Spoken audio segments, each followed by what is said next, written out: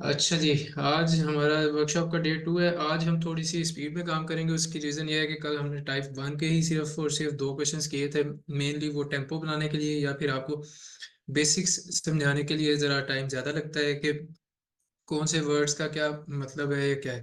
तो जिन लोगों ने कल की वर्कशॉप ली हुई है उनके लिए थोड़ा ज़्यादा इजी होगा, जिन्होंने नहीं ली फिर वो थोड़ा सा इसमें एडजस्ट करेंगे। ठीक है। तो आज की मीटिंग में हम इंशाल्लाह टोटल 6 टाइप्स गिवन है इस बुक के अंदर।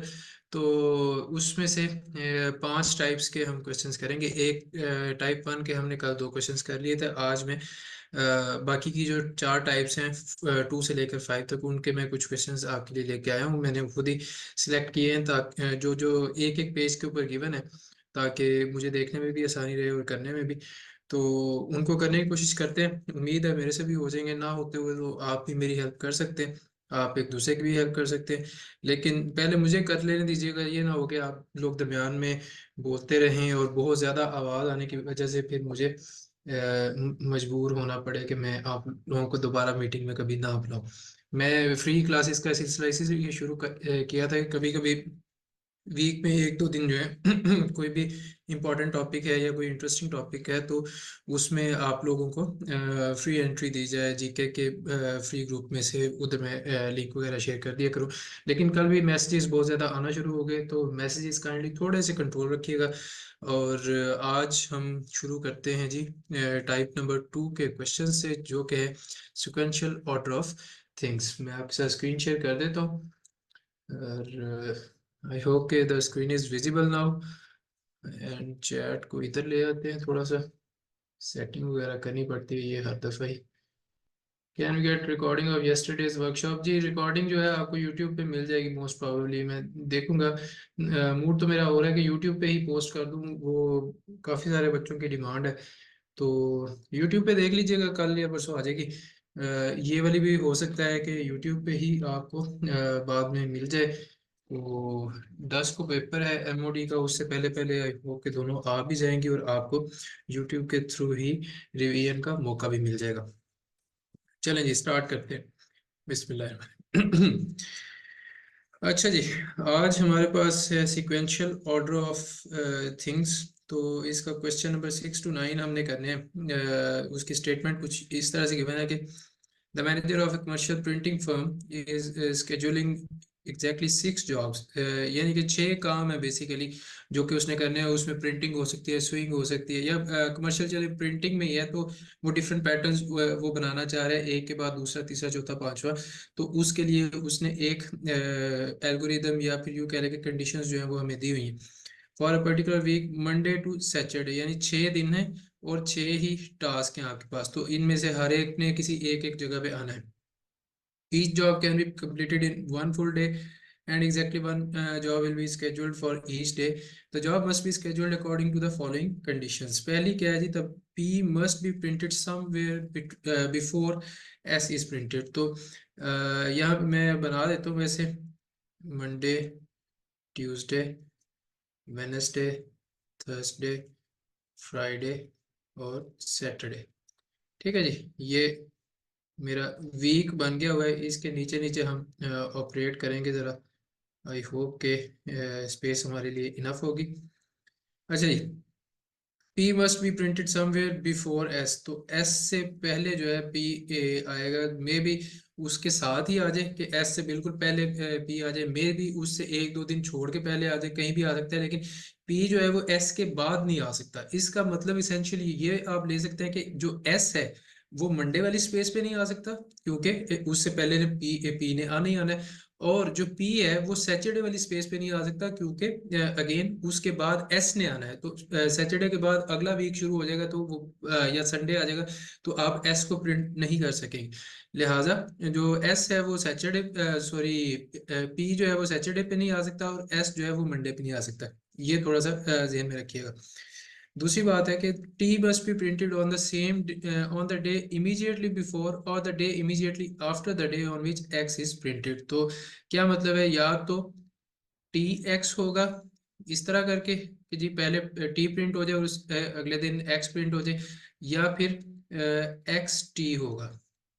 यहाँ पे मैं दरमियान में ये लगा देता हूँ कि जी पहले एक्स प्रिंट हो जाए फिर बाद में फौरन टी हो जाए, उनके दरमियान में किसी और का गैप नहीं आएगा, कोई और काम नहीं होगा। ठीक है, ये दो कंडीशंस हमने लिख ली हैं। और W must be printed on Thursday, तो डब्ल्यू की उसने जगह हमें फिक्स बता दी है, तो वो मैं यहाँ पे लिख देता हूँ, ब्लैक के साथ लिख देते हैं कि जी डब्ल्यू जो है ना वो यहाँ पे थर्सडे के ऊपर ही रहेगा। ठीक है जी, थर्सडे पे। अच्छा जी, अब आगे आते हैं, जरा कंडीशंस को पढ़ते हैं।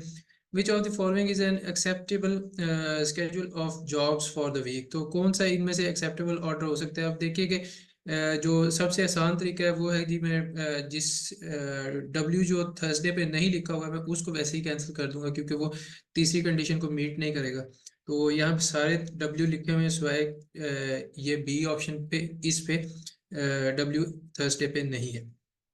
ऊपर वाले ऑप्शन पे है P Q T W, okay, x और एस। अब बात यह है कि टी एक्स या एक्स टी ये दोनों साथ साथ आने चाहिए, इनके दरमियान में वक्फा जायज नहीं है।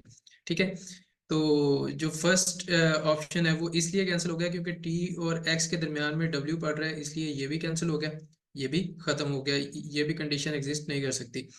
फिर नंबर सी पे आते हैं, क्यू एक्स टी, ओके जी, एक्स और टी तो इकट्ठे आ गए, ये कंडीशन हमने मान ली। और डब्ल्यू भी आ गया थर्सडे पे, ओके। और एस जो है वो आ गया फ्राइडे पे, और एस से पहले किसने आना है, पी ने। ये जो ऊपर कंडीशन दी हुई है कि जी पी ने एस से किसी भी टाइम पहले आना है, यहाँ पे पी जो है ये एंड पे लिखा हुआ है, इसलिए ये तीसरी कंडीशन भी हमारी गलत होगी, तो ये सी ऑप्शन भी नहीं हो सकता। चौथे पे आते हैं, टी जो है एक्स के साथ लिखा हुआ है, एक कंडीशन फुलफिल होगी। पी जो है वो एस से पहले लिखा हुआ है, दूसरी कंडीशन फुलफिल हो रही है। और डब्ल्यू थर्सडे पे लिखा हुआ है, तो most probably this is the right answer. आखिरी पे आते हैं, उसमें देखिए कि एक्स है, उसके बाद पी और एस, तो पी जो है वो एस से पहले आ रहा है, लेकिन एक्स के साथ टी नहीं लिखा हुआ। ठीक है, तो इसलिए ये भी गलत हो जाती है, दैट मीन्स कि आपका डी आंसर जो है वो करेक्ट है। Number 7, any of the following could be printed on Saturday except, तो मैंने अभी आपको पहले बताया था कि देखें अगर P ने S से पहले आना है तो P यहाँ पे सैटरडे पे नहीं आ सकता, क्योंकि उसके बाद जब S आएगा तो वो अगले संडे पे या मंडे पे चला जाएगा, जो कि आपका ऑर्डर या फिर आपकी कंडीशन के मुताबिक नहीं होगा। लिहाजा इनमें से कौन सा होगा, P जो है वो कभी भी सैटरडे पे नहीं आ सकता, बाकी सारे ऐसे हैं जो आ सकते हैं। फिर है जी, if Q is printed on Wednesday which of the following could be true, तो अगर क्यू को आप वेनसडे पे प्रिंट कर देते हैं तो कौन सा ट्रू हो सकता है। अब यहाँ पे क्यू लिख देता हूं मैं वेनसडे पे, बाकियों की जगह बनाते जाए जरा। अब टी और एक्स ने इकट्ठे आना है, ठीक है, और जो पी है उसने एस से पहले आना है। इन कंडीशंस को ध्यान में रखते हुए पी को अगर मैं थर्सडे के ऊपर ट्यूसडे पे रखता हूँ, पी को अगर मैं ट्यूसडे पे रखता हूँ, तो ये स्पेस जो है ऑलरेडी क्यू ने ली हुई है वेनसडे वाली, तो पी के बाद किसी टाइम एस ने आना है, या इधर आ जाएगा या इधर आ जाएगा। लेकिन बात ये है कि यहाँ पे भी सिर्फ एक ही स्पेस है, और यहाँ पे अगर एस आ जाता है तो यहाँ पे एक स्पेस बचती है, जबकि मुझे एक जोड़ा जो है टी एक्स के लिए चाहिए ही चाहिए। तो ये पहली कंडीशन जो है ये तो होगी गलत, ऑप्शन ए तो नहीं हो सकता। ऑप्शन बी पे आते हैं, S is printed on Monday, तो एस मंडे को प्रिंट नहीं हो सकता, क्योंकि पहले ही मैंने कहा था कि उससे पहले पी ने प्रिंट होना है, तो ये भी नहीं होगा। फिर S is printed on Friday, S Friday को प्रिंट क्या हो सकता है, नहीं, क्योंकि उससे पहले पी ने आना है, और यहाँ वाला ये वाला जोड़ा जो है वो एस ने खराब कर दिया, और उससे पहले जब पी ने आना है तो इधर वाला जो जो जोड़ा बन रहा था वो भी पी ने खराब कर दिया, तो एस वाला भी नहीं होगा हमारे पास। T is printed on Monday, तो अगर मैं टी को यहाँ पे मंडे को प्रिंट करता हूँ और उसके साथ एक्स लिख देता हूँ, तो ये इनकी जोड़ी बन जाएगी। ठीक है, और इसके बाद क्यू आ जाएगा, डब्ल्यू आ जाएगा, और पी ने हमेशा एस से पहले आना है, तो पी एस लिख सकता हूँ मैं। ये सारी कंडीशंस को मीट कर रहा है, तो I think option D is the right answer. X is printed on Thursday, अगर एक्स क्या आप थर्सडे को प्रिंट कर सकते हैं, नहीं, वो तीसरी जो कंडीशन है उसके साथ वैसे ही वो निगेशन में है, तो ये तो हो ही नहीं सकता। ये आपकी बेसिक कंडीशंस है, ये आपकी बेसिक कंडीशंस है, इनको जब उसने निगेट करना होगा ना कि भाई ये वाली कंडीशन फर्ज करें गायब हो गया, तो वो आपको इधर पूरी क्वेश्चन की स्टेटमेंट में जैसे ये पूरी लिखी हुई है ना, इस स्टेटमेंट में देगा कि for instance W is not printed on Thursday, तो फिर कौन सा इसकी जगह पे आ सकता है? ठीक है, तो तब आप उस कंडीशन में जो बेसिक कंडीशंस हैं उनको छोड़ के दोबारा से कुछ करने की कोशिश करेंगे, अदरवाइज बेसिक कंडीशन सेम रहेंगी, उनसे दूर आपने नहीं जाना। ठीक है जी, आगे चलते हैं। ये हो गया क्वेश्चन नंबर 8 भी, आई थिंक मेरा सही ही होगा, मुझे जवाब चेक कर लेने दें। डी, फिर 7 का ए, ओके, 8 का डी है और फिर 9 आ जाता है। तो 9 पे मेरा जवाब अगर गलत हो तो आप लोग भी बता सकते हैं। जवाब गलत होने पे या गलती पे कोई पशेमानी नहीं है, लेकिन ये ना हो कि आपको खुद ना पता हो या आपको खुद को आता नहीं है और आप मेरी करेक्शन यहाँ पे करना शुरू कर दें। मैं ट्राई करता हूँ कि मैं सही ही करवाऊँ, क्योंकि मेरे पे भारी जिम्मेदारी होती है। अच्छा जी, if X is printed on Monday which of the following could be true. तो अगर यहाँ पे मेरे पास एक्स आता है मंडे पे और वेनसडे जो डब्ल्यू है वो थर्सडे पे ही हमने रखना है, क्योंकि वो बेसिक कंडीशन है। तो ये वाली कंडीशन देखें जरा, टी ने तो एक्स के साथ ही आना है, तो टी को आप ट्यूसडे पे लिख देंगे। ये इनकी जोड़ी बन गई, जोड़ी सलामत रख के। ठीक हो गया। फिर इस एक्स टी डब्ल्यू और बाकी 3 स्पेसिस मेरे पास 1 2 और 3 पड़ी हुई हैं, इनके बारे में देख लेते हैं जी। P is printed somewhere before Q। तो अगर यहाँ पे Q है, एक्स टी पी और s, okay, P is printed some time before Q। अगर यहाँ पे आप Q रख देते हैं और यहाँ पे S रख देते हैं, यहाँ P रख लेते हैं, तो ये भी पॉसिबल है। ये एक पॉसिबिलिटी है, लेकिन P Q को आप यहाँ पे भी तो रख सकते हैं। Q यहाँ पे आ जाए, P यहाँ पे आ जाए, फिर भी तीनों कंडीशंस पॉसिबल है। मस्ट बी ट्रू उसने पूछा है कि कोई ऐसी कंडीशन कि जिसका कोई नेबल बदल है ही नहीं, कि वो हमेशा एक ही जगह पे रहेगा। ठीक है जी। तो और इसी तरह पी और एस जो है, आप उनको इस तरह से भी लिख सकते हैं, पी यहाँ पे आ जाए, एस इधर और क्यू, ये सारी कंडीशंस जो है वो सेम रहती रहेंगी। ठीक है, तो ये तीनों पॉसिबिलिटीज एग्जिस्ट करती हैं। तो ये वाला मस्ट बी ट्रू नहीं है, कुड बी ट्रू होता तो ये हो जाना था, लेकिन नहीं। P is printed somewhere some time before W, तो अभी मैंने आपको बताया पी एस क्यू है ना, आप Q यहाँ पे W आ जाएगा, और पी एस इस तरह से भी लिख सकते हैं। तो ये भी मस्ट बी ट्रू नहीं है, हमेशा उसने डब्ल्यू से पहले नहीं आना, उससे पहले क्यू भी आ सकता है। Q is printed some time before S, तो बिफोर एस की भी पॉसिबिलिटी जरूरी नहीं है, क्योंकि आप पी इधर लिख लें, डब्ल्यू सेम जगह पे आ जाए, एस यहाँ पे आ जाए और क्यू एंड पे आपका चला जाए, तो फिर भी खैर ये तो ऑलरेडी हमने ऊपर कंडीशन बनाई हुई है, सेम कंडीशन दोबारा से रिपीट हो रही है, मैंने दोबारा से कर दिया, तो ये भी मस्ट बी ट्रू तो नहीं है। ठीक है जी, बात समझ आ रही है ना? फिर W is printed some time before Q, W जो है वो Q से पहले प्रिंट होता है, तो ये कंडीशन आप देख सकते हैं, इसमें W Q के बाद हो रहा है, तो वो मस्ट बी ट्रू नहीं है। W is printed some time before S, तो ये ऐसी कंडीशन है कि जो लाजमी फुलफिल होगी, क्योंकि S से पहले P ने आना है और P के लिए सिर्फ एक यही जगह तो खाली है, यहाँ पे P नहीं आएगा तो और कहाँ आएगा? ठीक है, या फिर P अगर इधर नहीं आता तो P यहाँ पे आ सकता है, इस सैटरडे वाले पे नहीं आ सकता। तो W जो है वो हमेशा S से पहले ही रहेगा, क्योंकि S से पहले P ने आना है। तो अगर P S फर्ज करें मैक्सिमम फ्राइडे पे आ सकता है ना, क्योंकि उससे पहले P वेनसडे पे आ जाएगा आपके पास, तो ये W हमेशा S से पहले ही आएगा। अगर नहीं, अगर P को आप फ्राइडे पे रखते हैं, फिर जैसे कि ये वाली कंडीशन है, तो इसमें S सैटरडे पे है, P फ्राइडे पे है, तो W फिर भी S से तो पहले ही आ रहा है ना। ठीक है, तो ये कंडीशन ऐसी है कि जो विच इज ऑलवेज ट्रू या which must be true, so this is the right option. सही है,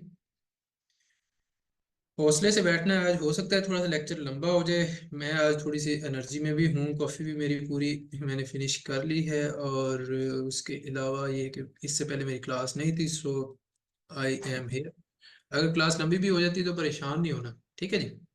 sir sorry for disturbance sir, एक मरतबा अगर टेबल समझा देते सर, बड़ी मेहरबानी होती है सर आप।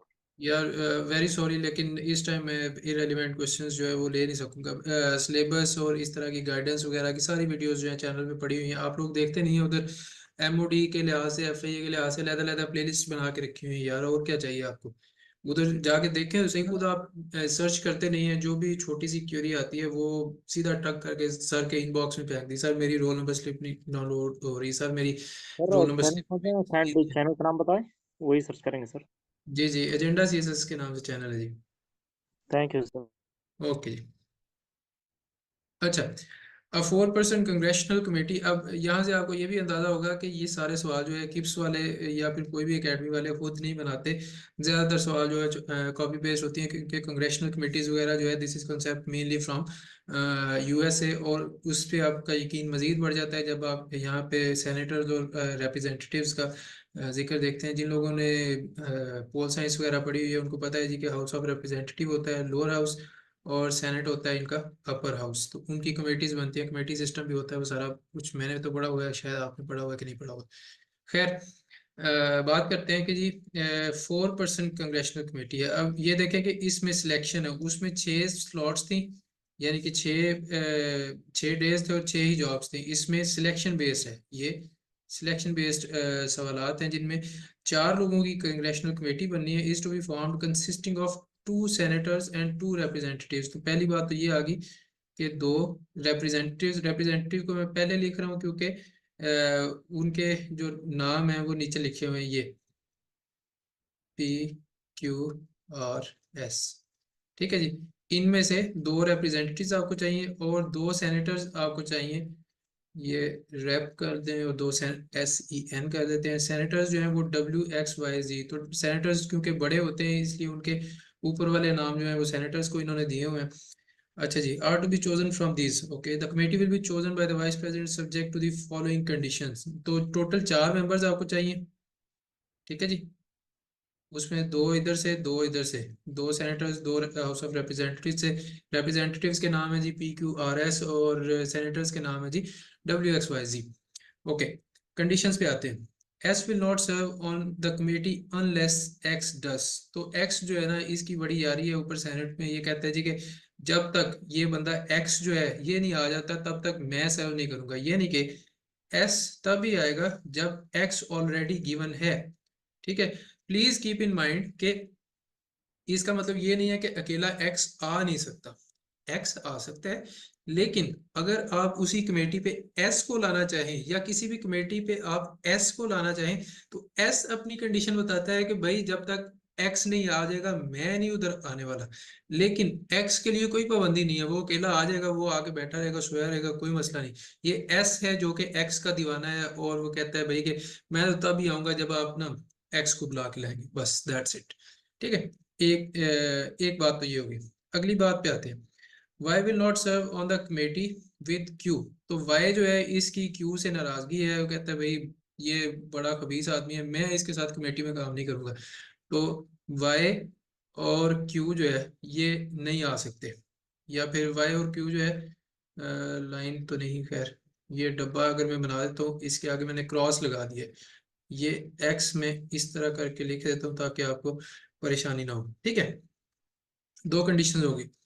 तीसरी ऐसी कि प्रेसिडेंट वाइस प्रेसिडेंट ने डिसाइड किया है कि जी वाई या जी में से लाजमी होना चाहिए कोई कमेटी पे, गुजारा नहीं है वाई या जी के बगैर, क्योंकि ये दोनों सबसे बड़े लोग हैं। देखिए एंड पे उनके नाम लिखे हुए हैं, सबसे मोतबर लोग हैं, oldest people of the parliament है। तो इनमें से कोई एक लाजमी होना चाहिए हमारी कमेटी पे, अदरवाइज हम इनको हमारी कमेटी चल नहीं सकती। सैर काइंडली अपनी वीडियो ऑफ कर लें, आई थिंक आपकी वीडियो ऑन हुई है।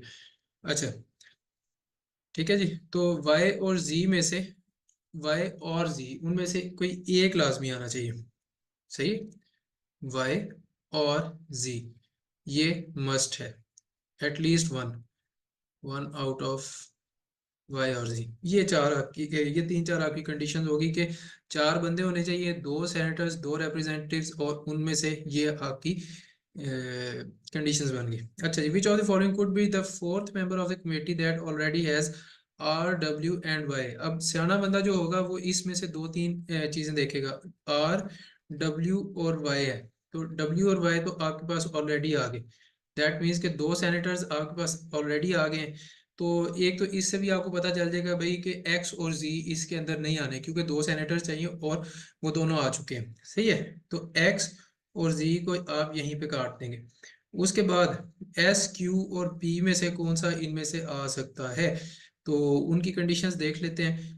आपकी कमेटी के अंदर ऑलरेडी सर ये पिछला पॉइंट रिपीट कीजिए काइंडली। इसमें पॉइंट ये है बच्चे कि देखें, ऊपर 4 मेंबर्स की आपने कमेटी बनानी है और 2 रिप्रेजेंटेटिव्स, 2 सेनेटर्स आने हैं। सेनेटर्स के नाम हैं WXYZ और रिप्रेजेंटेटिव्स के नाम है PQRS। तो उसने आपको बता दिया है कि फर्ज कर लें एक कमेटी के ऊपर R, W और Y बैठे हुए हैं, ऑलरेडी बैठे हुए हैं, वेट कर रहे हैं कि चौथा बंदा कौन सा आएगा। तो आप कहेंगे कि यार मैं किस बंदे को अंदर भेजूंगा, तो डेफिनेटली आप किसी सेनेटर को नहीं भेज सकते क्योंकि W और Y तो ऑलरेडी सेनेटर है। तो इनके अलावा सेनेटर्स कौन है, X और Z हैं, तो X और Z को आप यहीं पे क्रॉस कर देंगे। ठीक है, उसके बाद आप P पे आते हैं। क्या P आ सकता है जी? तो P की अच्छा, S जो है, S वो कब आएगा जब X ऑलरेडी कमेटी पे होगा। इस कमेटी पे X नहीं बैठा हुआ, तो S कहेगा भाई मुझे भी कोई जाने की मजबूरी नहीं है, मैं नहीं जा रहा। ठीक हो गया।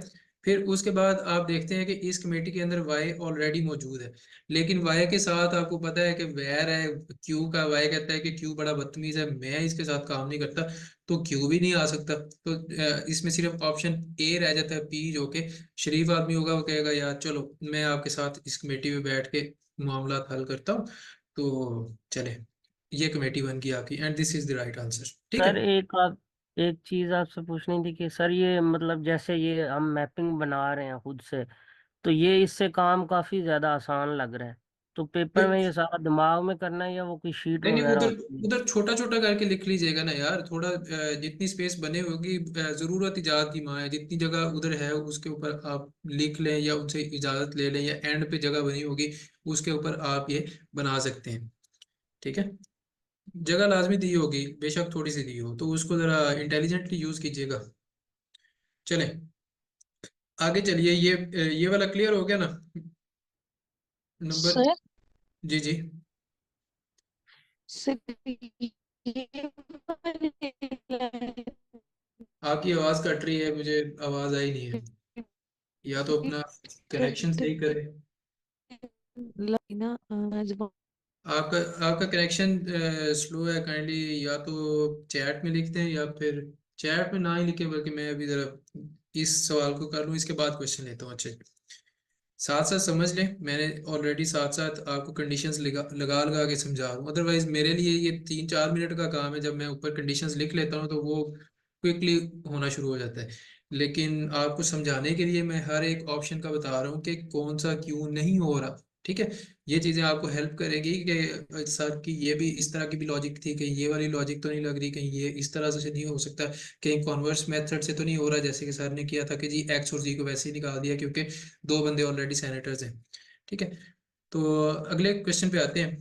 If neither p nor r is assigned to the committee, which of the following 2 senators must be on the committee. अच्छा जी, अब पी और आर जो है ना, पी और आर में से कोई एक भी नहीं है, तो दैट मीन्स के उस कमेटी पे कौन है, क्यू है और एस है। ठीक है, क्यू और एस है। अब ये दोनों रिप्रेजेंटेटिव्स हैं, आपने 2 सेनेटर्स फाइंड आउट करने हैं जो इनके साथ काम करने को तैयार हो जाए। ठीक है, तो इस कमेटी पे 2 ही सेनेटर्स मस्ट भी आएंगे, कौन से होंगे? एक तो होगा जनाब, एस ने कहा था कि मैं एक्स के बगैर नहीं रह सकता, अगर मैंने बैठना ना तो मुझे एक्स की शक्ल नजर आनी चाहिए, मैं उसके साथ ही काम करूंगा। एक तो एक्स हो गया। दूसरा है क्यू। क्यू का फटा चला हुआ है जनाब वाई के साथ, जैसे कि ये ऊपर हमने कंडीशन में लिखा हुआ है, तो वाई नहीं आ सकता है। यहाँ पे जी आ जाएगा क्योंकि वाइस प्रेसिडेंट ने ऊपर ये भी कहा, ये देखें, वाइस प्रेसिडेंट ने डिसाइड किया है कि वाई और जी में से कोई एक लाजमी आएगा, तो ये वाई और जी में से कौन सा आएगा? जी आ जाएगा क्योंकि वाई की क्यू के साथ नहीं बनती, तो क्यू एस और एक्स जी जो है वो आ जाएंगे, तो एक्स एंड जी वाला ऑप्शन डी सही है। आगे चलिए, which of the following can be the other 3 members of the committee that includes Y। तो कौन से हो सकते हैं 3 मेंबर्स जिनका एक मेंबर Y है? अच्छा, P और Z। Z वाला तो नहीं हो सकता क्योंकि उन्होंने खुद ही कहा है कि Y और Z जो है इकट्ठे नहीं बैठ सकते, दोनों बूढ़े हैं, तो ऑल्दो ये अक्लमंद है लेकिन दोनों एक कमरे में नहीं बैठ सकते, एक कमेटी में नहीं बैठ सकते। P S and W. P S and W भी नहीं हो सकता क्योंकि एस जो है वो एक्स का दीवाना है, वो कहता है जी कि एक्स के बगैर मैंने नहीं बैठना, तो इसको भी निकाल देते हैं कि जी ये कमेटी से आउट हो जाएगा। फिर क्यू आर और एक्स, क्या ये हो सकता है? मे भी चेक कर लेते हैं, लेकिन क्यू जहां पे आ जाएगा तो क्यू से पहले ही वाई को चिढ़ है, वाई कहता है भाई ये बड़ा बदतमीज है तो मैं इसके साथ काम नहीं करूंगा, ये भी बंद हो गया। ठीक है, मुझे थोड़ी सी स्टोरीज बनाने की आदत पड़ी हुई है, मैं अपने भतीजों को स्टोरीज वगैरह सुनाता रहता हूँ, तो उससे थोड़ा सा काम आसान हो जाता है। ठीक है, आप थोड़ी स्टोरी इमेजिन कर ले या थोड़े से की पॉइंट्स आपके जहन में रह जाते तो आप इजीली कर सकते हैं। आपने स्टोरी ना भी बनानी हो, आप ऊपर वाली कंडीशंस के मुताबिक ऑपरेट कर सकते हैं। मैं आपके लिए जस्ट इसको थोड़ा सा इंटरेस्टिंग बनाने की कोशिश कर रहा हूँ। ठीक है जी, आर एस एंड एक्स, तो ये एक मुझे पॉसिबल कॉम्बिनेशन लग रहा है क्योंकि एस है और उसका मनपसंद साथी जो है एक्स, जो कि सेनेटर है, वो भी इस कमेटी के ऊपर होगा, और आर का किसी के साथ कोई झगड़ा नहीं है आई थिंक, तो मेरे ख्याल में ये वाली हो जानी चाहिए। एस एक्स और डब्ल्यू, तो डब्ल्यू और डब्ल्यू डब्ल्यू एक्स और वाई, तीसरा वाई जब हो जाएगा तो ये तीन सेनेटर्स हो जाएंगे, तो ये कमेटी एग्जिस्ट नहीं कर सकती क्योंकि दो सेनेटर्स और दो रिपब्लिकन्स चाहिए, जैसे कि सबसे ऊपर मैंने लिखा हुआ है। ठीक हो गया। And last question from this lot is, if Q is chosen to be on the committee, अगर क्यू को आपने चूज कर लिया है वो कमेटी के ऊपर, and x is not chosen, then how many different committees can be formed. अब देखते हैं जरा कि कौन कौन सी कमेटीज बननी चाहिए अगर आपने चूज कर लिया है क्यू को। ये क्वेश्चन थोड़ा सा शायद लंबा हो जाए। अगर आपने क्यू को सिलेक्ट कर लिया और एक्स चूजन नहीं है, एक्स नहीं है तो मतलब आपके पास वाई, डब्ल्यू, वाई और जी की चॉइस है, लेकिन क्योंकि वाई जो है उसने उस कमेटी पे क्यू के साथ काम नहीं करना, ये भी निकल जाएगा, तो सिर्फ आपके पास डब्ल्यू और जी की रह जाएगी। तो डब्ल्यू और जी जो है ये दोनों ऑप्शंस हैं आपके पास सेनेटर्स में, और चूंकि आपको दो ही सेनेटर्स चाहिए तो सिर्फ यही दो रहेंगे। ठीक है, उसके बाद क्यू के साथ कौन सा आ सकता है, या तो वो पी आएगा या आर आएगा, एस नहीं आ सकता क्योंकि एक्स इधर नहीं है। ठीक है जी, बात समझ में आ रही है? हाँ, क्योंकि x जो है वो उसने ऑलरेडी दे दिया है ना कि भाई x इधर नहीं है, x यहाँ पे बिल्कुल भी नहीं बैठेगा, तो दैट मीन्स अगर x नहीं बैठेगा तो यहाँ से s का एहतजाज है भाई, अगर x नहीं तो हम भी नहीं, ये भी नहीं बैठेगा। तो यहाँ पे q p और r है, q का y के साथ झगड़ा था इसलिए हमने y को निकाल दिया, q p r। तो और q जो है वो इसेंशियल एलिमेंट है, उसने कहा है कि q तो आपने चूज कर लिया है, तो कितने कॉम्बिनेशन बन सकते हैं, या तो आपका क्यू पी डब्ल्यू जी बन सकता है या फिर क्यू आर और डब्ल्यू जी बन सकता है। मेरे ख्याल में सिर्फ दो ही कॉम्बिनेशन है। Answer should be b. Let me check this answer. कौन सा पेज नंबर है जी ये? 455। तो आंसर बी जी, ठीक है, सही हो गया जी। अब आगे टाइप 4 है, अगर इसके बारे में कोई क्वेश्चन है तो आप कर लें, बट आई होप कि मैंने सारे आपको डिटेल में समझा दिए हैं। ठीक है, अभी देख लें ये आधा घंटा हुआ है, मैं आप सबको समझा के क्वेश्चंस लेके भी मैं ये 2 या 5 10 सवाल जो है मतलब कि एक एक के 5 5 पार्ट्स हैं, तो मैं 10 कर चुका हूँ आधे घंटे में आप लोगों को समझाते हुए भी। तो अगर आपकी मेरे जितनी स्पीड है या इतना आप इजीली इसको कैलकुलेट कर सकते हैं, तो मेरे ख्याल में 10 से 12 मिनट में आप 5 सवाल इजीली कर लेंगे, और टोटल आपको मे बी 24 25 मिनट लगेंगे 10 15 जो है ना इसके एनालिटिकल के करते हुए। ठीक है, तो एनालिटिकल के लिए ऑलमोस्ट जो है 35 मिनट लाजमी रखिएगा, ताकि आप कोई उसके 18 19 या 20 सवाल जो हैं वो सही से करके आए, उनमें आप फेल ना हो। इसलिए कल मैंने आपको बता दिया था कि जरा तेजी से काम कीजिएगा। अच्छा जी, ये भी क्वेश्चन नंबर 14 से 19 तक के जी, काफी लंबा सवाल है लेकिन इसको करने की कोशिश करते हैं। 6 पीपल, 6 लोग हैं जी। अब इसमें क्या है हमारे पास अरेंजमेंट्स है आई थिंक, फ्लो चार्ट और डायग्राम बेस्ड है कि आप उसकी डायग्राम वगैरह बना के देख सकते हैं। अच्छा जी, 6 people, Hector, Ira, Jerome, Kurt, Lenny and Mo. अब एक जो आम जिंदगी है वो इन सारों के पूरे पूरे नाम लिखेगा, और एक जो मेंटोस जिंदगी है वो इंडिया का कमर्शियल है ना, ये है मेंटोस जिंदगी। तो उसको यहीं पे नजर आ जाएगा कि भाई ये HIJKL और M लिखा हुआ है, ठीक है जी। तरतीब से यही लिखे हुए हैं, आप उनके इनिशियल्स को यूज करें, आप सारे परेशानी में ना पड़े। Must be seated at the head of at the head table at an awards ceremony. तो अवार्ड सेरेमनी हो रही है, उसमें हेड टेबल यानी कि जो सामने टेबल पड़ा हुआ है जहाँ पे बच्चों ने जाके अवार्ड्स लेने हैं लेट से, तो वहां पे इन्होंने बैठना है। 3 people will be seated on the left of the speaker.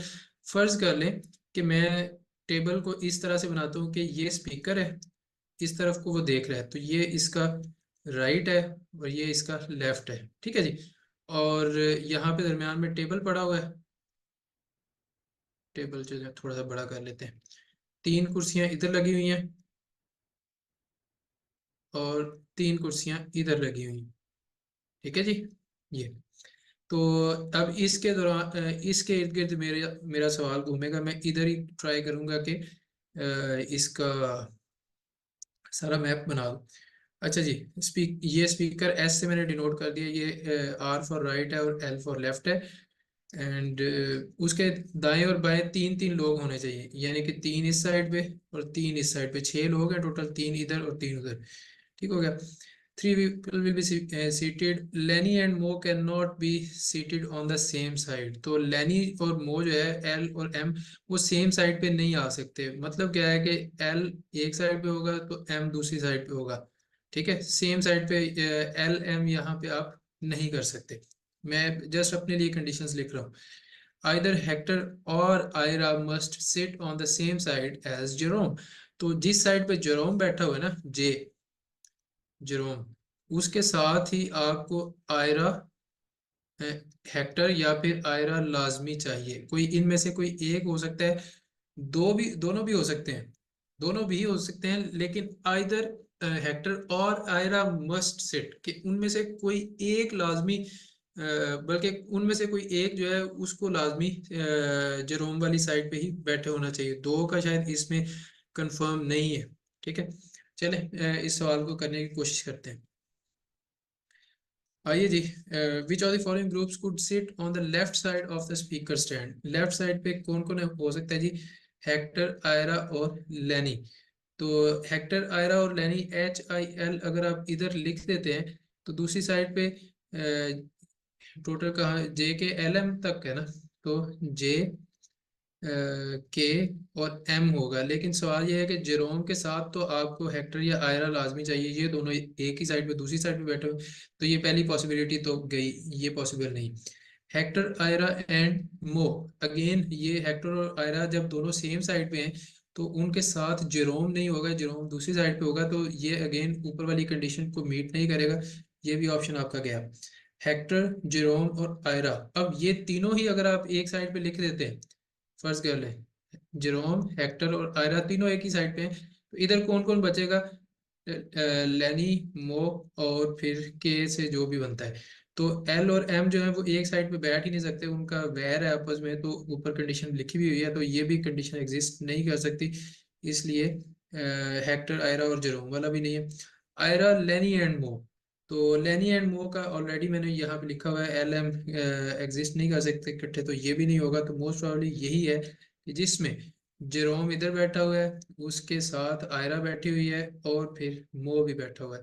अब देखिए कि जेरोम के साथ आयरा आ गई, हाँ जी आ गई।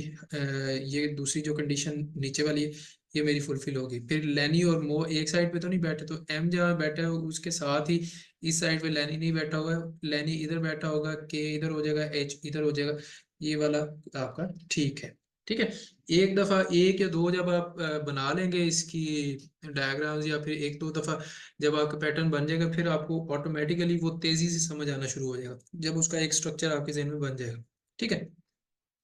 आगे, इफ जेरोम एंड मो seat on the left side of the speakers stand, अब यहाँ पे उसने कंडीशन दे दी है कि जी अगर जेरोम एंड मो जो है वो स्पीकर के लेफ्ट साइड पे बैठे हैं, JM, then which of the following pairs must sit on the right side of the speaker's stand? तो एम के साथ जो कंडीशन है वो ये है कि एक तो लेनी जो है उसने राइट साइड पे आना ही आना है, ठीक है जी। एक लेनी राइट साइड पे आ जाएगा, इधर जेरोम है ना, तो इसके साथ या हेक्टर होगा या आयरा होगी, ठीक है। अगर हेक्टर है तो आयरा उधर होगी, अगर आयरा है तो हेक्टर उधर होगा। तो कह सकते हैं कि लेनी के साथ हेक्टर या आयरा में से जो भी लिखा होगा वो must be on the opposite side of the table. Hector और आयरा दोनों दूसरी साइड पे हो जाए, नहीं जी ये पॉसिबल नहीं है, क्योंकि उनमें से एक जो है उसने जेरोम का साथ देना ही देना है। हेक्टर और कर्ट जो है वो हो सकते हैं, ठीक है, पॉसिबल है लेकिन जरूरी नहीं है। हो सकता है कि हेक्टर इधर हो तो कर्ट और आयरा इस साइड पे होंगे, सही है।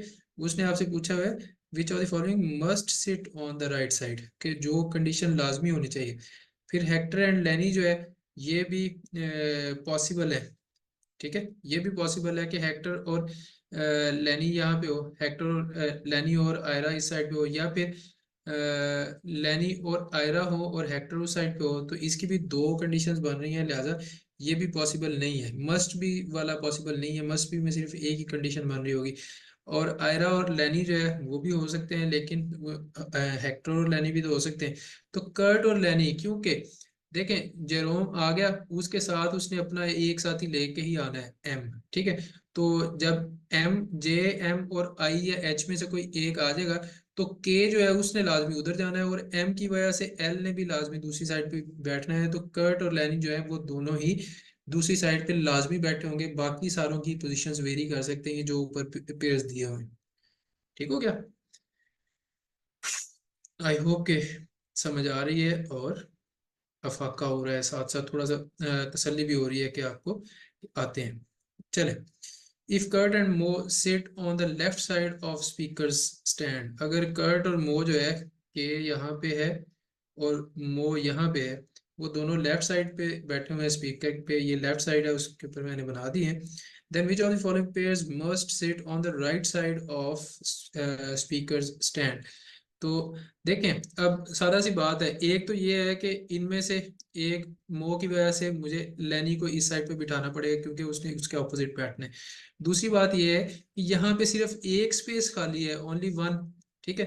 तो यहाँ जेरोम के साथ ना एच हेक्टर आ सकता है, ना ही जेरोम के साथ आयरा आ सकती है, क्योंकि इन दोनों के लिए हमें ये यहाँ पे दो स्पेसिस चाहिए, लेकिन स्पेस चूंकि यहाँ पे एक है इसलिए हम इन पेयर्स को इधर शिफ्ट करेंगे, जेरोम और हेक्टर, या फिर जेरोम और आयरा, जो मर्जी पेयर यहाँ पे बैठ जाए।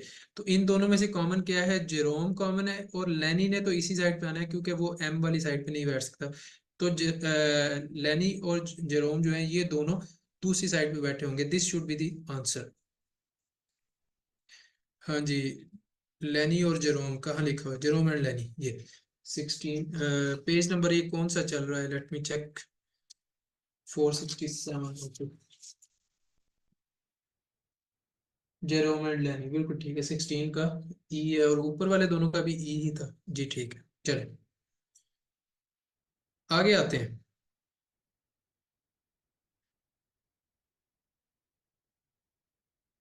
एक मिनट, इसको थोड़ा सा मैं ड्रैग करके जरा ना नीचे ले आऊं ताकि मुझे बार बार ये लिखना ना पड़े। आई होप के दिस शुड डू, या फिर थोड़ा सा और, चले ठीक हो गया। अब नीचे वाली दो तीन सवाल हमारे इधर ही हल हो जाएंगे। अच्छा जी, इसको मैं मिटा दूं जरा, अब जो हमने गन मारा है, क्वेश्चन नंबर 17 हमारा हो गया। यहाँ पे जेरोम, हेक्टर और आयरा लिखना था मैंने, इसके साथ इनमें से कोई भी आ सकता है। अच्छा जी, क्वेश्चन नंबर 17 पे आते हैं। Which of the following pairs can not sit on the same side of speakers stand. तो लेनी और मो जो है वो सेम साइड पे नहीं आ सकते, ओके, लेकिन उनके अलावा कौन से हो सकते हैं जी, हेक्टर एंड आयरा, वो क्या वो दोनों आ सकते हैं, नहीं। इसकी सीधी सी एक रीजन है कि अगर हेक्टर और आयरा वो दोनों फर्ज कर लें राइट साइड पे बैठे हुए हैं, ठीक है, तो उनके साथ जेरोम ने तो लाजमी आना है, जेरोम ने किसी एक के साथ तो बैठना ही बैठना है। ये दोनों समझ लें कि उसके बेस्ट फ्रेंड्स हैं, इनमें से कोई एक या दोनों उसको लाजमी चाहिए कि भाई मैंने आपके साथ ही बैठना है, ठीक है। तो अगर जेरोम इन दोनों के साथ बैठ जाता है तो दूसरी साइड जो लेफ्ट हैंड साइड है उसमें क्या बचेगा आपके पास, GHIJKL और M, तो L और M तो इकट्ठे नहीं बैठ सकते ना, इनका आपस में वैर है, कहते हैं आप मेरे ऑपोजिट साइड भी बैठेंगे। सो आई थिंक हेक्टर और आयरा जो है वो इकट्ठे नहीं बैठ सकते। 17 का ऑप्शन ए होना चाहिए, विच इज एब्सोल्युटली राइट। तो इसमें बजाय कि मैं सारे के सारे ऑप्शंस को खंगालूं, मुझे पता चल गया अपनी लॉजिक के मुताबिक कि भाई अगर ये दो है, इनमें से किसी एक के साथ तीसरा जेरोम आना ही आना है, क्योंकि ऊपर वाली कंडीशन दी हुई है। ठीक है, तो अगर ये दोनों एक साइड पे बैठ जाते हैं, तीसरा वो आ जाता है, तो फिर ऊपर वाली कंडीशन जो मेरी है वो ही फॉल्स हो जाती है। तो इसलिए मैं इसको लगा दूंगा। ठीक है, 14 मैसेजेस आ चुके हैं, अल्लाह खैर करे। ये दो क्वेश्चंस बाकी है, करके फिर आपके मैसेजेस मैं देखता हूँ, थोड़ा सांस भी ले लेंगे, फिर एक क्वेश्चन रह जाएगा आई गेस हमारा। ओके जी, if Hector and Kurt are seated on opposite sides of the speaker stand, then which of the following must be true? फर्ज कर लें यहाँ पे हेक्टर बैठा हुआ है और उसके ऑपोजिट कर्ट बैठा हुआ है। ठीक है, कर्ट, तो फिर क्या हो सकता है? अब जाहिर है कि हेक्टर अगर इस साइड पे बैठा हुआ है तो अगेन जेरोम और आयरा यहाँ पे नहीं आ सकते, या तो आपके पास जेरोम और लेनी आ जाएंगे या जेरोम और मो आ जाएंगे। That depends on the condition here, कि अगर जेरोम इस साइड पे बैठा है तो फिर आयरा इस साइड पे आएगी, और अगर लेनी इधर है तो मो इधर आएगा, अगर मो इधर है तो लेनी यहाँ पे आएगा, अगर लेनी इधर है तो मो इस साइड पे आ जाएगा। ठीक है, ये छठी कुर्सी लगा देते हैं, दोबारा से उठ गई थी। तो एक तो ये चीज है, या फिर जेरोम जो है वो उस साइड पे आ जाए,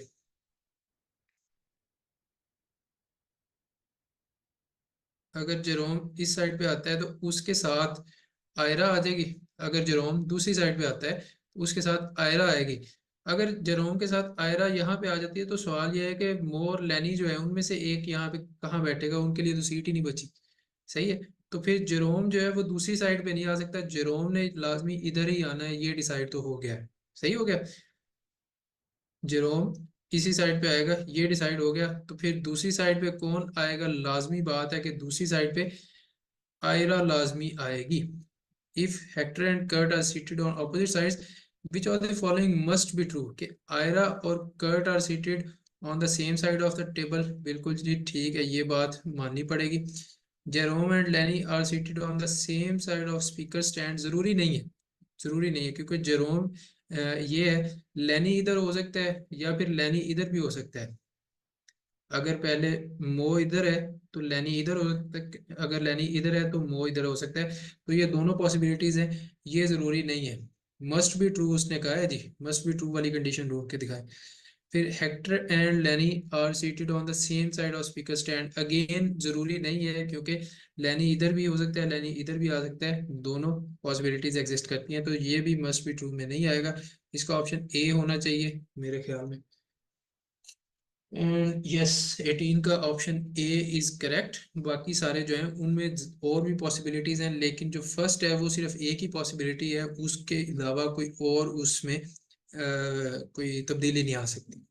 सही है, लास्ट क्वेश्चन पे आते हैं। इस क्वेश्चन के लिए, if Hector and Jerome are seated to the left side of speaker stand, अच्छा हेक्टर और जेरोम उसने दे दिए, then which of the following must be true? Same यही वाली कंडीशन है, फर्क सिर्फ इतना है कि अब के को आप यहाँ पे इसलिए रखेंगे क्योंकि हेक्टर और जेरोम तो यहाँ पे आपको उसने दे दिए। सही है, आयरा जो है उसने ऑटोमेटिकली दूसरी साइड पे आना है, क्योंकि तीसरी सीट पे लाजमी लेनी और मो में से आना है। अगर लेनी और मो में से एक ने इधर आना है, आयरा उस साइड पे आएगी, और जो के है वो भी दूसरी साइड पे आएगी। ठीक है, के कर्ट और आई जो है आयरा, ये दोनों दूसरी साइड पे आएंगे, और लेनी और मो जो है उनकी पोजीशन आपस में चेंज हो सकती है। तो अगर Hector and Jerome are seated to the left side of the speaker, इस साइड पे ये दोनों हैं, then which of the following must be true? Must be true वो पूछ रहा है। Ira and Kurt are seated on the same side of speaker table, तो ये बिल्कुल ठीक है, क्योंकि कर्ट और आयरा जो है ये मैंने ऑलरेडी बनाया भी हुआ है। Kurt and Lenny are seated on the same side, again ये जरूरी नहीं है, क्योंकि लेनी इस साइड पे भी आ सकता है, लेनी इधर भी आ सकता है, उसके ऑपोजिट साइड पे मूव आ जाएगा, बस जिस साइड पे भी लेनी है उसके ऑपोजिट साइड पे मूव आ जाएगा, और कोई चक्कर नहीं। तो ये जरूरी नहीं है, ये तो नहीं मैं मानूंगा। Hector and Mo are seated on the same side of speaker stand, ये भी जरूरी नहीं है, क्योंकि हेक्टर के साथ लेनी भी तो आ सकते हैं, मो उस साइड पे चला जाएगा बस। तो मेरे ख्याल में इसका भी ऑप्शन सिर्फ ए ही होना चाहिए। Hector and Mo are seated on the same side of speaker stand, इधर इसने ऑप्शन ई दिया हुआ है, लेकिन ऑप्शन डी दिया हुआ है, सॉरी, लेकिन मेरे ख्याल में मस्ट बी ट्रू में सिर्फ और सिर्फ फर्स्ट आएगा। ये इसने जवाब गलत दिया हुआ है, अगर मेरी कैलकुलेशन गलत है तो आप मुझे बता सकते हैं। हेक्टर और जेरोम उनमें से एक ने लाजमी आना है, जेरोम हेक्टर हो गया, नीचे आयरा नहीं आ सकती, उसमें लैनी और मो में से एक आ जाएगा, और कर्ट और आयरा उधर चले जाएंगे, तो फिर हेक्टर के साथ मोह का आना कोई ज़रूरी नहीं है। ठीक है, तो इसका ऑप्शन ए होना चाहिए, उसने मेरे ख्याल में गलत लगाया हुआ है, मैं इधर भी अपने लिए करेक्ट कर लेता हूँ। अगर इसकी कोई और लॉजिक बनती है तो please present the logic. Logic बतानी है, ये ना हो कि बस सर मेरा दिल कर रहा था मोह इधर बैठ जाए तो बस मैंने उसको इधर बिठा दिया, ये नहीं होना चाहिए। लॉजिक बता दें, अगर वो ठीक हुई तो मैं मान लूंगा, अदरवाइज मेरे ख्याल में उस क्वेश्चन का आंसर गलत दिया हुआ है बुक में। ठीक है, तो ये मसला इम्तियाज शाहिद की बुक के साथ भी है। जो मेरे स्टूडेंट्स हैं उनको मैंने कल भी आई थिंक टाइप 1 और टाइप 2 के क्वेश्चंस दिए थे आपको, कि आप उनकी खुद से प्रैक्टिस कर सकते हैं। बाकी भी आप लोगों को मैंने ना वो करंट अफेयर्स भेज दिए थे 2022 और 23 के, तो ऑलरेडी ऑल्दो अभी हमने उनको किया नहीं है सेशन के अंदर, लेकिन मैंने उनके पीडीएफ्स आपके साथ शेयर कर दिए ताकि आपका पेपर जो है उसके लिए आप एक दफ़ा ज़रा उनको पढ़ के चले जाएं, और यही सिलसिला चलता रहेगा जब तक कि आपका आईबी और एएसएफ का टेस्ट नहीं होता। तो तैयारी जम के कीजिएगा, मेहनत आपने करनी है, मेहनत हम करवाएंगे, टेस्ट आपके लेंगे, तो घबराना नहीं है। जो नए बच्चे आ रहे हैं उनको मोटिवेट करने के लिए भी और ओवरऑल आपके लिए भी सही है। ठीक है, आज वाले भी जो पीडीएफ्स हैं ये तीनों चारों टाइप्स के क्वेश्चंस शेयर हो जाएंगे। जो 6th टाइप है वो बेसिकली मिसलेनियस है, यानी कि वो सारों के मिले जुले ही हैं, कोई ज़्यादा फर्क नहीं है। आप देख सकते हैं कि सेम ही लॉजिक्स के साथ में बस उसका टेबल बना लेता हूँ या उसको पिक्चर बना लेता हूँ तो मेरा आंसर आ जाता है। अब मैं डरते डरते आप लोगों के मैसेजेस पढ़ने लगा हूँ, ज़रा तहम्मुल से, काइंडली स्पैम ना कीजिएगा, बहुत ज़्यादा क्वेश्चंस अभी एक ही दफ़ा ना भेज दीजिएगा। 1 मिनट।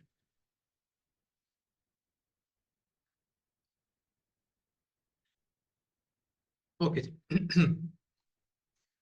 सर इस्लामाबाद सेंटर का वाला MOD slip record not found आ रहा है जी, बिल्कुल उन्होंने ऊपर लिखा भी हुआ है, अगर ऊपर लिखा हुआ है तो उनका यकीन कर लें यार कि उन्होंने अभी नहीं भेजे, उसमें मैं क्या कर सकता हूँ।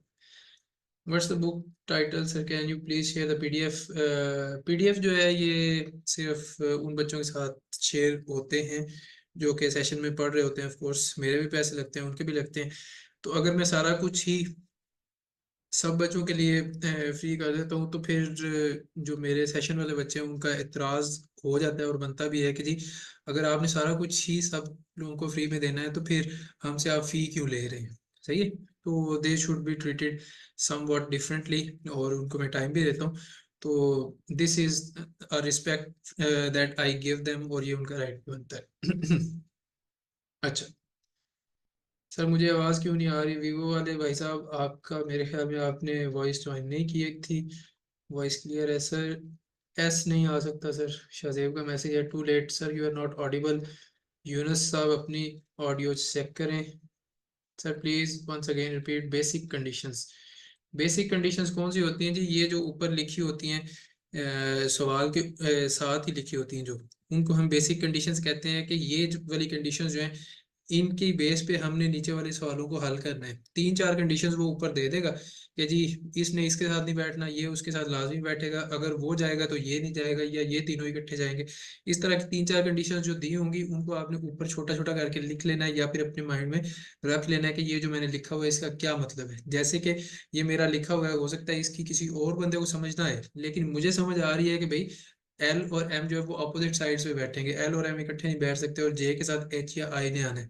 ठीक है, तो जो आपका लिखा हुआ है वो आपको समझ आना चाहिए, दैट मैटर्स, उसकी बेस पे आप सवाल हल कर सकते हैं।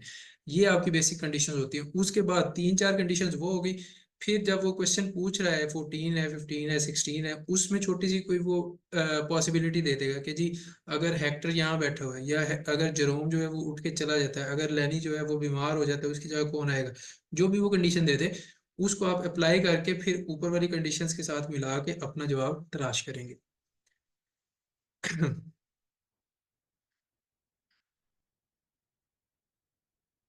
सर प्लीज ये टेबल दोबारा समझाइएगा।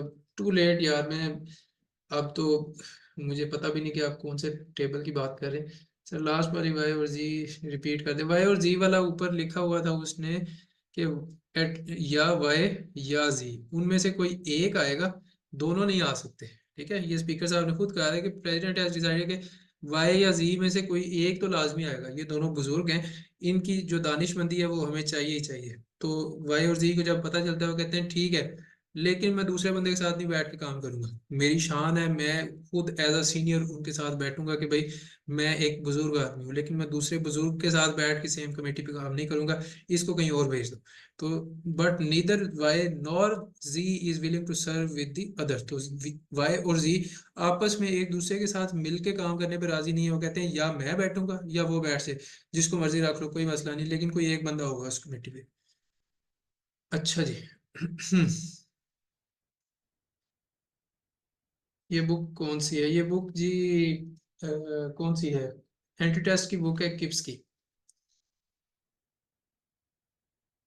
सर सीए ग्रुप में सेंड किए हैं या नहीं? सुफियान आमिर, सुफियान आमिर पता नहीं, अब आप जीके बैच में एनरोल्ड हैं या नहीं। अगर नहीं है तो फिर आपके ग्रुप में तो नहीं आए होंगे। जो लोग बैच में पढ़ रहे हैं उनको पता है कि उनको ऑडियो भी आ चुकी है, गाइडलाइंस भी दे दी हुई हैं, और उनको लेक्चर्स वगैरह के बारे में बता दिया। आई थिंक कम्प्रीहेंशन का भी लेक्चर मैंने अभी लेना है। मैं ट्राई करूंगा कि ले लूँ, क्योंकि ये हफ्ता बहुत ज़्यादा बिजी चलने वाला है। मुशायरा भी आ रहा है यूएटी में, उनका इवेंट भी जज करना है, क्विजडम और मुशायरा, जो गज़लें नज़में वगैरह इंग्लिश पोइट्री वगैरह भी मैं जज करता होता हूँ पहले भी।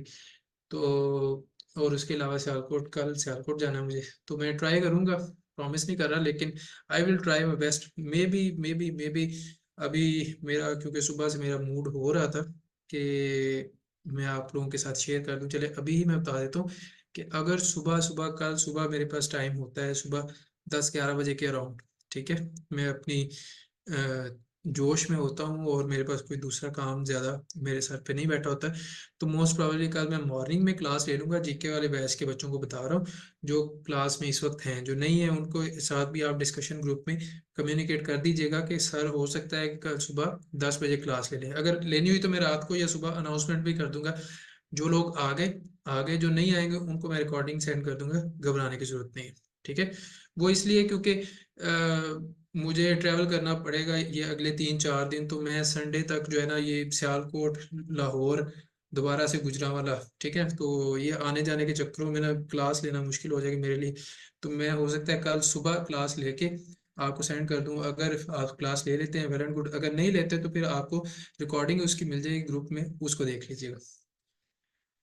अच्छा जी सर, फर्स्ट क्वेश्चन शो करवा दें जो आपने फर्स्ट स्क्रीनशॉट फर्स्ट किया। मैं स्क्रीनशॉट लेना है, स्क्रीनशॉट लेना है जी। ये है, अब ये वाला क्वेश्चन था।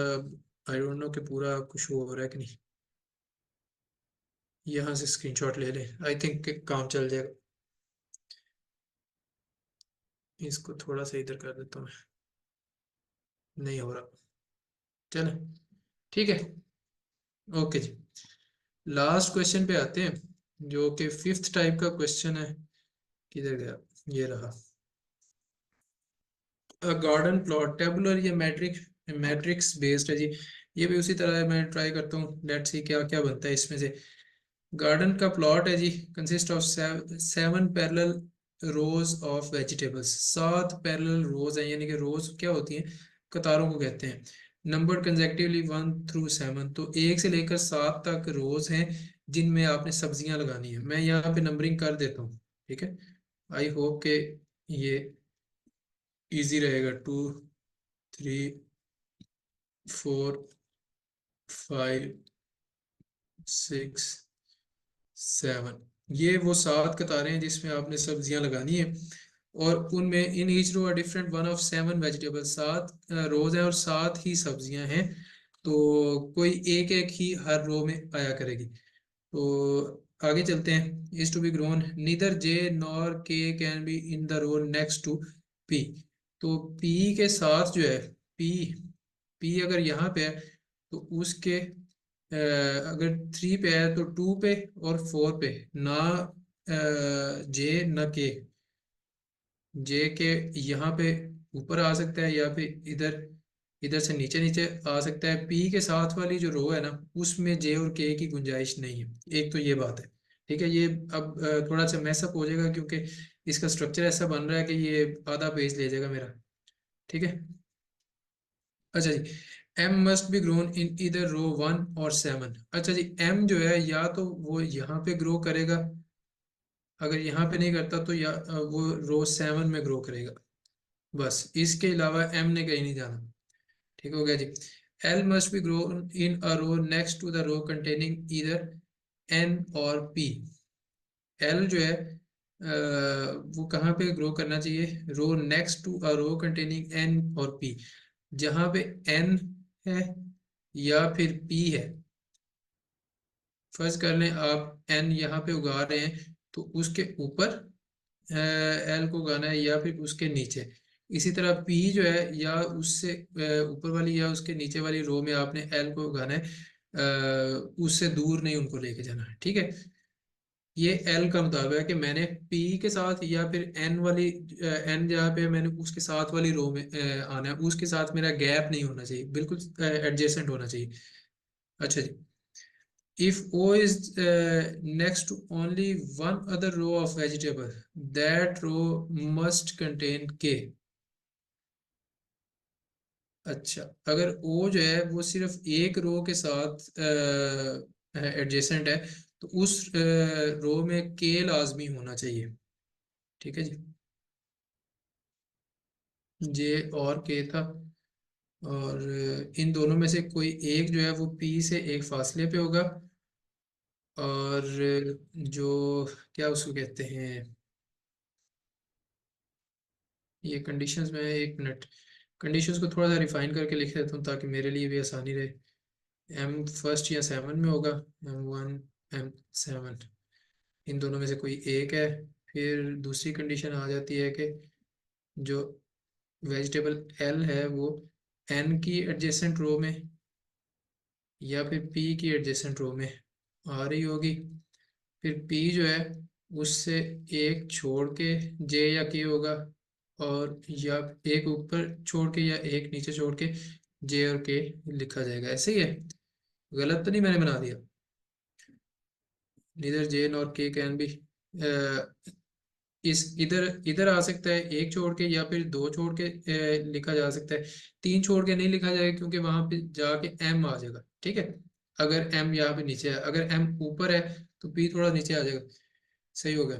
और O is next to only one row, अगर ओ जो है वो सिर्फ एक रो के साथ नेक्स्ट पे है, क्या मतलब है कि अगर या तो ओ ऊपर है या ओ नीचे है। अगर ओ ऊपर है तो एम नीचे होगा, ठीक है। लेकिन अगर ओ ऊपर है तो उसके साथ वाली में के का होना लाजमी है, और अगर ओ इधर है नीचे तो इसके साथ इस रो में के का होना लाजमी है। काफी मुश्किल सवाल ये मुझे लग रहा है कि घुमा देगा हमें भी सर ये और लास्ट वाली कंडीशन रिपीट कीजिएगा। If O is next to only one other row of vegetable.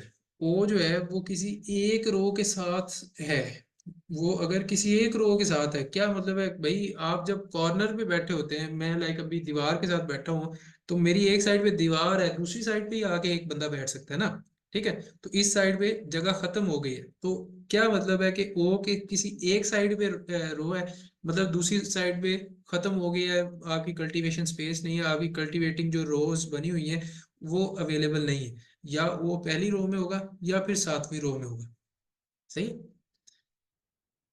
चले। सर तो ये यहाँ पे डायरेक्ट उसी तरह कह देता जैसे नहीं ना, एम का बताया था। लेकिन ऐसे नहीं ना वो कहता है, यही तो बात है कि आपको घुमाना भी तो होता है। वो पैसे किस चीज के ले रहा है? उसने सवाल बनाने हैं।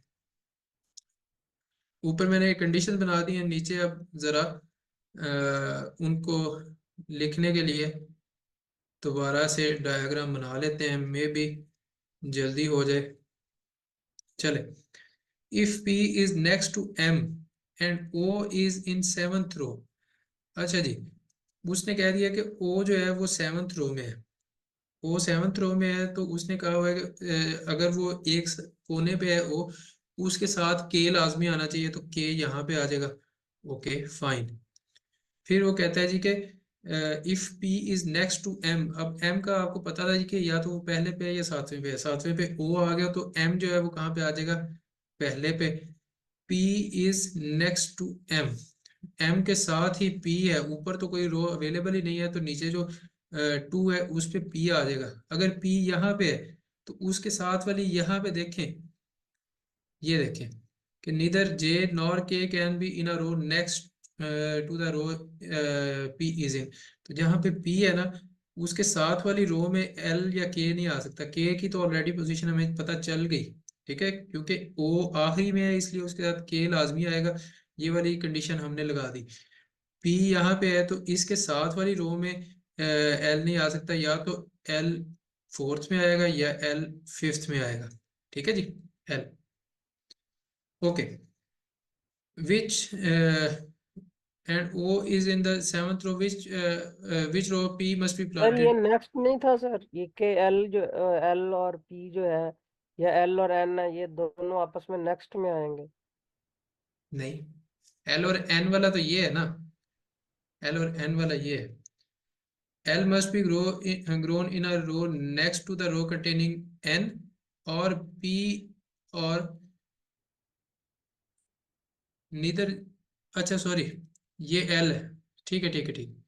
वो J और K का है, सॉरी सॉरी, J और K का। यहाँ पे J या K में से आएगा, और जो L है वो N या P के साथ वाली रो में आएगा, ठीक है जी।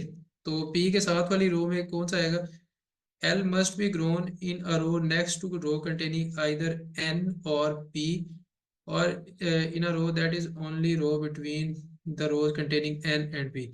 तो या तो वो L P और N के साथ वाली रो में आएगा या उनके दरमियान में आ जाएगा। तो यहाँ पे L तो लाजमी आना चाहिए मेरे ख्याल में। N पहला क्वेश्चन जो है उसमें तो सिंपली उसने पूछा हुआ कि P कहाँ पे आएगा, P की पोजीशन है 2, क्योंकि उसने बता दिया है कि M फर्स्ट पे आ जाएगा और P फिर उसके साथ ही है, ठीक है। तो इसका क्वेश्चन पहले का तो ए ही है। ओके, दूसरे क्वेश्चन पे आते हैं। Which of the following is a possible order for vegetables in the garden plot beginning with row 1। Row 1 के साथ अगर आप स्टार्ट करते हैं तो फिर इनमें से कौन सा ऑर्डर बन सकता है जी। L J K N P O M। अच्छा, M जो है वो M जिसमें पहले और 7वें पे नहीं है, पहले उसको निकाल दे। ये वाला जो है ये निकल गया क्योंकि इसमें M जो है दरमियान में है, M पहले या 7वें पे आना चाहिए। अगली कंडीशन लगाएं जरा कि J और K जो है वो P के साथ वाली रो में नहीं आ सकते। तो J जो है यहाँ P के साथ वाली रो में है, K और J यहाँ पे भी P के साथ वाली रो में J लिखा हुआ है, आपको नजर आ रहा है, तो ये दोनों भी नहीं हो सकते। फिर उससे अगली कंडीशन लगाएं कि P must be grown in रो 1 और 7, ये भी हो गई।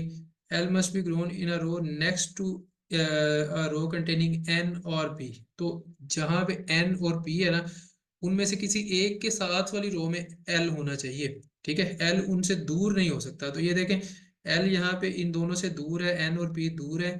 L यहाँ फर्स्ट रो में है तो ये खत्म हो जाएगा। यहाँ पे देखें L P के साथ वाली रो में है, ये वाली कंडीशन भी सेटिस्फाई हो गई।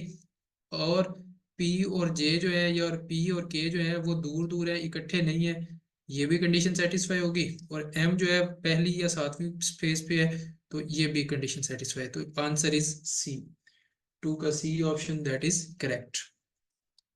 बात समझ आई? बारी यस बारी सर। कंडीशंस, बारी बारी कंडीशंस लगा के किया मैंने, कोई इसमें हैंकी पैंकी नहीं मारी। ऊपर मैंने कंडीशंस पहले समझने की कोशिश की, ऑल्दो कंडीशंस बना के या फिर उनको सारा ड्रॉ करके मे बी वो थोड़ा सा सवाल लंबा हो जाए, लेकिन अगर आप एक एक कंडीशन लगाते जा रहे हैं तो वो साथ साथ हल होता जा रहा है, कोई इतना मुश्किल नहीं। अच्छा जी, if O is in the first row, and J is in the sixth row. अब ओ जो है उसने यहाँ पे मुझे दे दिया है, ओ यहाँ पे है, तो ऑब्वियसली एम कहाँ पे आ जाएगा, यहाँ पे, क्योंकि एम ने या पहले पे आना है या फिर सातवें पे। ओ पहले पे आ गया तो फिर एम जाहिर है फिर सातवें पे आएगा। ठीक है, ओ अगर किसी एक कोने पे है, जो कि ये वाली कंडीशन दी हुई है, तो अगर ओ कोने पे है तो उसके साथ वाली रो में कौन सी सब्जी आनी चाहिए, के वाली। ठीक है, ये वाली कंडीशन लिखी हुई है ऊपर। ठीक हो गया। उसके बाद उसने और क्या बताया हुआ है, वो फर्स्ट रो में है, जे जो है वो सिक्स्थ रो में है, जे यहाँ पे सिक्स्थ रो में है। तो पी जो है आपको पता है कि पी के साथ वाली रो के अंदर जे और के नहीं आ सकता, तो के से भी एक स्पेस छोड़ के आपने पी लिखना है यहाँ पे, और जे से भी ये एक स्पेस छोड़ के आएगा। ठीक है, which vegetable must be grown in the fourth row, तो फोर्थ रो ये है, यहाँ पे मुझे पी ही चाहिए, तो this is the correct answer. Naveed साहब की कॉल आ रही है, मैं बाद में सुनता हूँ बॉस। नवीद साहब हमारे बड़े ही टैलेंटेड टीचर और दोस्त, वन ऑफ द गाइस के जिनका मुझे बड़ा दुख होता है कि यार उनका पीएमएस नहीं हुआ, वेरी सैड। लास्ट इसका 3 का ई है, that is the correct answer. ठीक है, ये भी आपको समझ आ गया ना, मैंने वो 2-3 जो कंडीशंस थी वो लगा के बस उसकी अरेंजमेंट बनाई है, कोई मुश्किल काम नहीं किया।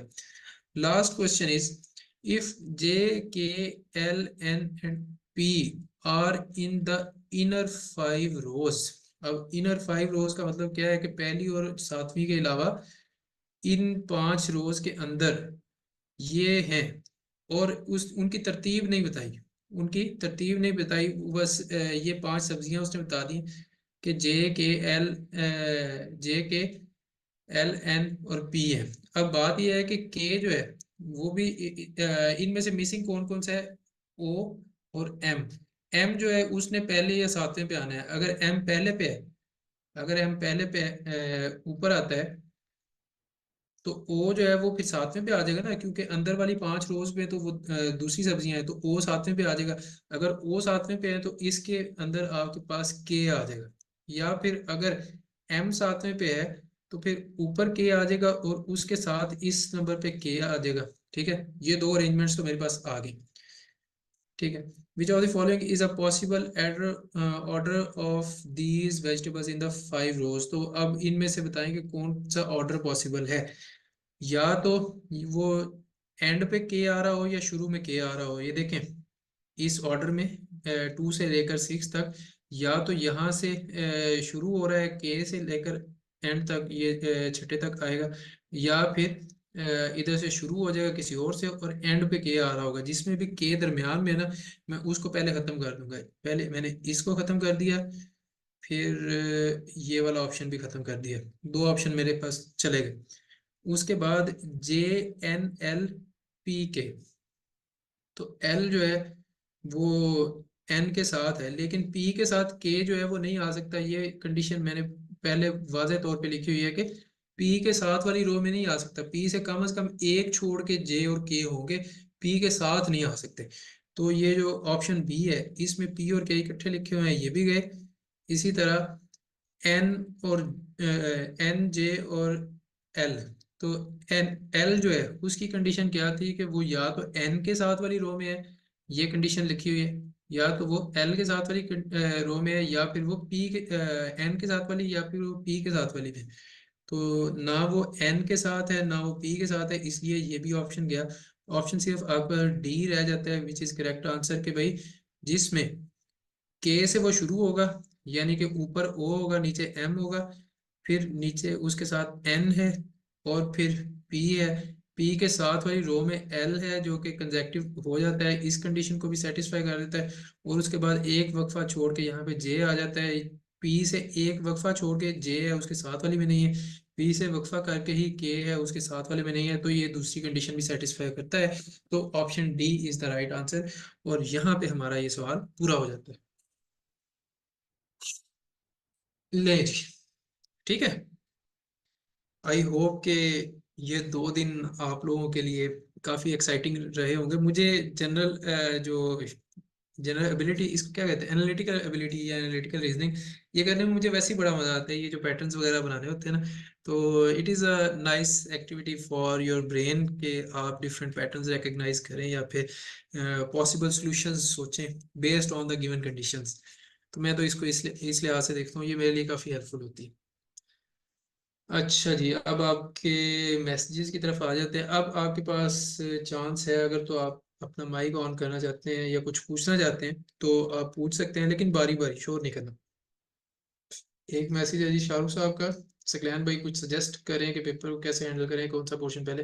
ये कल की वीडियो जो आएगी उसमें मैं ऑलरेडी आपको बता चुका हूँ कि पहले 1 घंटे के अंदर अंदर अगर आप बाकी के एमसीक्यूज कर लेते हैं, क्योंकि स्टेटमेंट्स छोटी होती हैं, क्वेश्चन भी आसान होते हैं, दूसरे क्वेश्चंस को कोशिश करें कि 1 घंटा या 1 घंटा 10 मिनट तक आप कर लें। उसके बाद आप कंप्रीहेंशन पे आए और फिर एंड पे एनालिटिकल पे। तो बाकी के सारे पोर्शन जिनमें मैथ्स भी आता है, everyday science, general knowledge, Pakistan studies, Islamiat, English वगैरह, जो उनके इजियर क्वेश्चंस हैं वो सारे पहले आपने करने हैं, ठीक है। उसके बाद लेकिन टाइम लगा के, ये ना हो कि आप 1 घंटा 50 मिनट तक बाकी के पोर्शंस करते रहे, फिर एंड पे आप सर पकड़ के बैठ जाए कि एनालिटिकल करूं या फिर कंप्रीहेंशन करूं। अपनी स्पीड बनाएं, स्पीड के बगैर काम नहीं चलता। देखें कुछ जो चीज़ें होती हैं ना, उनकी रिक्वायरमेंट्स हैं या फिर उनकी अपनी अपनी डिमांड्स हैं, उनका आप कुछ कर नहीं सकते। आप ये नहीं कह सकते भाई कि मेरा वजन भी 130 किलो हो और मैं यूसैन बोल्ट के अगेंस्ट जो है रेस लगा के जीतूंगा भी, ठीक है। तो that is not humanly possible in my opinion. तो जो उस पोस्ट की या जो उस टेस्ट की रिक्वायरमेंट्स है उसके मुताबिक आपने खुद को ट्रेन करना होता है, अपने आप को अडेप्ट करना है। तो adaptability is what I am demanding from you. इन कुछ दिनों में प्रैक्टिस कर लें एनालिटिकल रीजनिंग की, अपना दूसरा सिलेबस रिवाइज करें, और प्रैक्टिस जो राइटिंग प्रैक्टिस है या जो फिलिंग के लिए आप मार्कर वगैरह लेके जाइएगा। ये ना हो बॉल पेन से उधर फिल कर रहे हो, एक तो हाथ भी थक जाएगा और दूसरा ये है कि वो टाइम भी ज़्यादा लेता है। तो ब्लैक मार्कर और ब्लू मार्कर दोनों लेके जाइएगा, जो भी अलाउड हुआ उसके साथ सर्कल्स फिल कीजिएगा ताकि आपका टाइम बच जाए। चले, अल्लाह पाक आपको बहुत ज़्यादा जदे आपने टाइम निकाला, जज़ाकल्लाह। आप लोगों की दुआएं हैं जो मुझे मूव करवाती हैं। I feel happy doing this, thank you. और इस टेस्ट में हेल्प भी मेरा इंशाल्लाह जब क्लियर होगा आपको ज़रूर अप्रोच करूँगी, बताऊँगी इंशाल्लाह जी ज़रूर। इसके याद रखिएगा कि आप लोगों ने इसके बाद ढीले नहीं हो जाना। ये ना हो कि आप स्क्रीनिंग देने के बाद ढीले हो जाएं।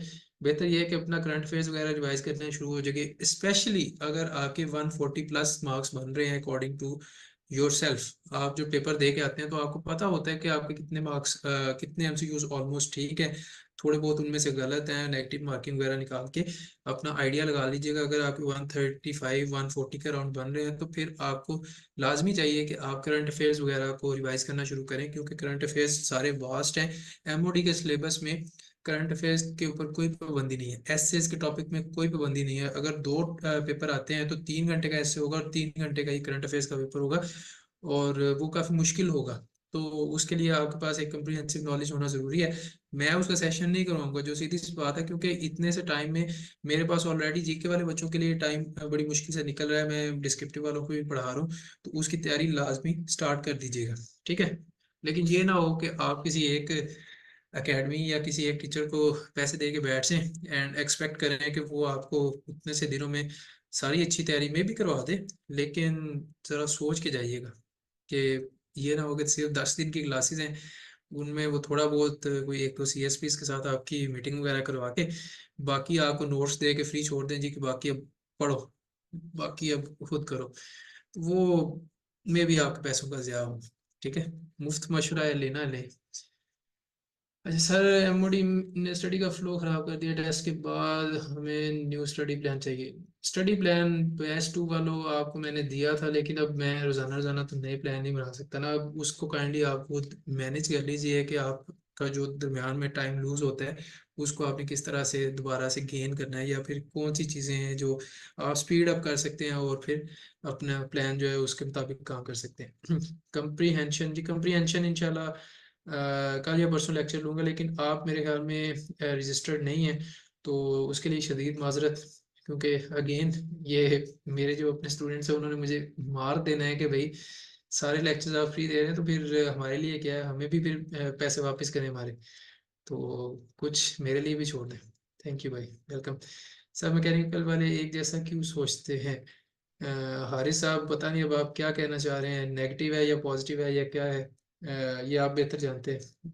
मेरी अपनी सोच है, आपकी अपनी सोच है, सबकी डिफरेंट हो सकती है। Do you think one can prepare in 3 to 4 days if we don't have any previous preparation from any CSS, MOD and others? Maybe you can prepare। मैं I don't mean to brag, लेकिन मेरा उस वक्त जो था FIA की तैयारी करके मैंने दिया था। यहाँ जब MOD आया तो आई रियलाइज्ड कि भाई इतने सारे क्वेश्चन हैं। अगेन मैंने अपनी वीडियो में बताया हुआ है कि मुझे मेरे दोस्त ने बताया था इसमें डिफरेंट सब्जेक्ट्स के क्वेश्चन आते हैं, लेकिन हमारी अच्छी लग समझ लें कि वो जनरल पेपर आया था, कोई बहुत सारे सब्जेक्ट्स के नहीं आए, साइकोलॉजी पॉलिटिकल साइंस वगैरह के क्वेश्चंस नहीं आए। तो मेरी वही FIA वाली ही प्रिपरेशन के साथ मैंने दे दिया एंड आई गॉट 154 या 155 इतने ही मार्क्स थे। शाहरुख साहब पूछ रहे हैं, how was your experience eight NIA, national intelligence academy है, जहाँ पे आपका वो होता है साइकोलॉजिकल होता है, बेसिकली AD के लिए 4 दिन का होता है और बहुत मजे का एक्सपीरियंस है। बोले ज़्यादा बात है कि उन्होंने मुझे री इंटरव्यू के लिए और फाइनल इंटरव्यू के लिए नहीं बुलाया, लेकिन मुझे उधर से बहुत सारे अच्छे दोस्त मिले। 4 दिन मजा किया, मोबाइल उधर हम बाहर पकड़ा के गए हुए थे, कोई बाहर की दुनिया के साथ राब्ता नहीं था। 4 दिन हमने उधर रहना है, उधर की एक्टिविटीज है, उनके बाद हमने एक दूसरे से मिलना है, इंटरेक्शन करना है, पूछना है आप क्या करते हैं वगैरह वगैरह, एक दूसरे से इम्प्रेस होना है, बातें करनी है, शुगर लगाना है, एक दूसरे को जुगते मारनी है। काफी गंदी गंदी बातें भी की हैं, क्योंकि लड़के जहाँ भी इकट्ठे होते हैं तो ये होता ही है, इट इज़ अ फैक्ट। अगर आप इनकार करते हैं या कोई आपको कहता है कि मैं बहुत पाक साफ हूँ, तो शायद वो आपसे झूठ बोल रहा हो। ठीक। तो everyone is sinful in his own capacity. तो खैर ओपनली नहीं करना चाहिए, लेकिन still I am just saying कि उधर सारे कोई 52-53 हम लोग लड़के थे, तो काफी इंजॉय किया, काफी बातें की। ठीक है जी, जस्ट लाइक ISSB।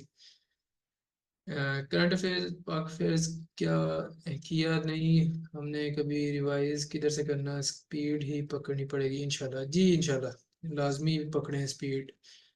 पहले स्क्रीनिंग तो क्लियर करें, स्क्रीनिंग में अगर अच्छे मार्क्स की उम्मीद होती है 150 प्लस, सॉरी 140 प्लस, तो फिर कीजिएगा, ये ना हो कि आप ऐसे ही करते हैं। अच्छा अच्छा, सिविल सर्विसेज की तरफ टिल्ट की सबकी सोच नहीं होती। काफ़ी सारे मेरे दोस्त हैं एंग्रो FFC वगैरह में, वो सर्व कर रहे थे, उसी वक्त चले गए थे और अभी तक सर्व कर रहे हैं, तो सबकी सोच नहीं होती। कुछ लोग उस जिंदगी के साथ भी खुश हैं, लेकिन कुछ लोग होते हैं जिनको चॉइसेस दी जाती हैं, जैसे कि मैं हूँ। मेरे घर वालों ने मुझे चॉइस दी थी कि भाई तुम अगर छोड़ना चाहते हो कोई मसला नहीं, तुम्हारे एक्सपेंसेस वगैरह बर्दाश्त कर लेंगे, तुम अफसर बन जाओ। तो जो सिर्फ वो चाह रहे थे CSS PMS वाली, वो तो नहीं मिली, लेकिन जो मैं चाह रहा था, जिस नेटवर्क के ऊपर ये मेरा इंटरनेट चल रहा है, let me share screen with you. एक मिनट, जनरल अगर मैं स्क्रीन आपके साथ शेयर करूं, हाँ ये करता हूँ मैं। चले, आई होप कि ये पूरी स्क्रीन आपके सामने विजिबल है, नीचे वाली विंडोज भी आपको नजर आ रही होंगी। तो यहाँ पे देखिएगा, ये जो नेटवर्क, आपको नेटवर्क नेम नजर आ रहा है? किसी को पढ़ के बताएं जरा जी। FIA, हाँ जी हाँ जी। तो ये पिछले 4-5 साल से जो है ना, मेरे वाईफाई का नेम जो है ये इसी तरह रखा हुआ है। हमारा जो कंपनी में एक दोस्त है नुमान मिर्जा, उसने अपनी जो जोंग की डिवाइस होती है ना, जोंग की MBB डिवाइस, उसका नाम रखा हुआ था FBI सर्विस वैन या सर्वेलेंस वैन, सॉरी। तो वो हमें तो खैर आदत हो गई थी, जो नया बंदा आता है वो कहता है यहाँ पे FBI जो है वो क्यों क्यों ऑपरेट कर रही है, सर्वेलेंस कर रही है, उसके देखो सिग्नल आ रहे हैं। तो that was a funny thing for me, उसकी बेस पे मैंने FIA सर्विस वैन रख लिया, और ये उतने सालों से अभी तक वही है अल्हम्दुलिल्लाह। I am part of FIA। ठीक है नहीं। नहीं, मैंने टेरर नहीं बनाया हुआ है, just maybe something to motivate myself, maybe a little bit funny, that's all, nothing to terrify other people. Sir एक सर जी के ग्रुप मेंबर हूँ जो वीक 5 से ऐड हुए हैं, previous syllabus with beginning last में होगा जी, बिल्कुल।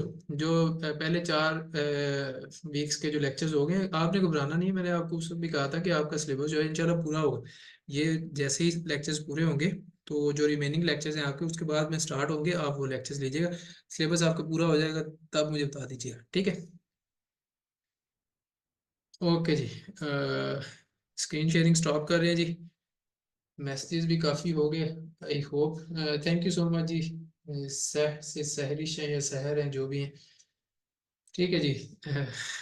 टेक केयर, काफ़ी बातें होगी, दुआ में याद रखिएगा, और अपने प्यारों को भी याद रखिए, अपने लिए भी दुआ करें, दूसरों के लिए भी दुआ करें, अपनी मामा से दुआ करवाएं, क्योंकि वो आप लोगों की जो कामयाबी है उसमें सबसे बड़ा हाथ मैं समझता हूँ कि आपके माँ बाप का होता है। तो एक तो आप खुद इमोशनल होते हैं जब आपकी कामयाबी होती है, तो you feel very much relieved कि आज मेरे कंधे से बोझ हट गया है, and finally now I am a somebody that people will recognize and people will respect a little more. ये हमारा सोशल अलमिया है। दूसरी साइड पे आपके माँ बाप इमोशनल होते हैं, तो चाहे जितने मर्जी आपके वालिद साहब या वालदा साहिबा जो हैं वो सख्त तबीयत के हों, लेकिन जब उनको इस तरह की अचीवमेंट इतनी सालों बाद देखने को मिलती है, जैसे कि मेरे केस में हुआ, तो they can break into tears as well. ठीक है, तो आप उनके सब्र का, उनके वेट का अंदाजा आप भी नहीं कर सकते। So be good to your parents, उनकी दुआएं लें, अपनी फैमिली के साथ भी अच्छे रहें। May Allah bless you all and take care जी। अल्लाह हाफिज़।